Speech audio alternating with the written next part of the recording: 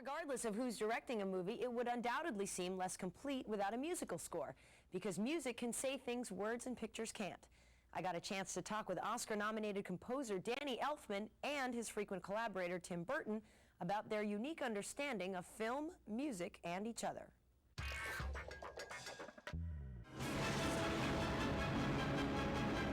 I wanted to work in film really bad as a teenager, but I imagined an editor, cinematographer, any of the visual arts, and to become the one thing that I never dreamed of, which is to be a film composer, which made perfect sense now that that's what I loved most about movies. I got extreme nastiness when I started out, coming from a rock band, which a lot of people in the country don't understand, that even if they don't know who Oingo Boingo was in the East Coast, in LA, we're really big.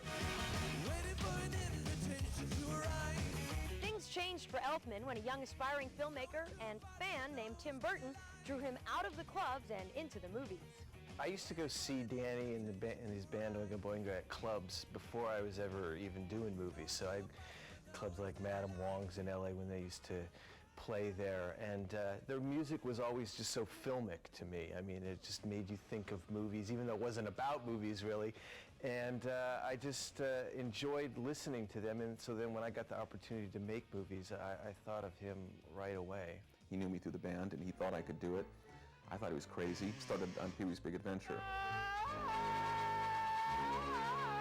He hadn't really done anything, I hadn't really done anything, so we were kind of, I think we both were kind of at a similar stage in our life. It was a perfect place to start because it was simple. I mean, it's really, that's the bottom line. I was able to be really out there, but to start simply. And I could not have written the score for Batman in 1985 when I started. Elfman and Burton emerged as somewhat of a dynamic duo themselves, working together on almost a dozen films, including Edward Scissorhands and Beetlejuice.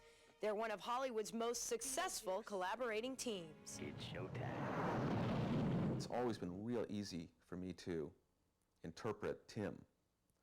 Our instincts are very close. We both didn't know a lot about certain things, but you just had the passion to do it. The music branch of the Academy have always really hated me. And I've actually, you know, coming from rock and roll, it was kind of easy to kind of accept that. It's like when people are jealous of people in school, you know, it's like it means something and you try to just leave it alone. The joke going around LA, which I kind of enjoyed, this is after Nightmare Before Christmas came out, and I warned them, I said, this will be your first musical that'll get no nominations. And they just did the new category for musicals, and there was no other musicals out that year. And I got no nominations. They were so shocked. I said, I told you. Good Will Hunting, Men in Black both earned you Oscar nominations. What is it about those projects, you think, that has earned you the nominations instead of some of the things you've done in the past? I don't know what to make of things like that. After 13 years and 30 films, I can't say that I'm so cynical that I wasn't moved by the fact that this group was acknowledging me. You know, fame is one thing, but acknowledgement is another. And so I was very moved by that.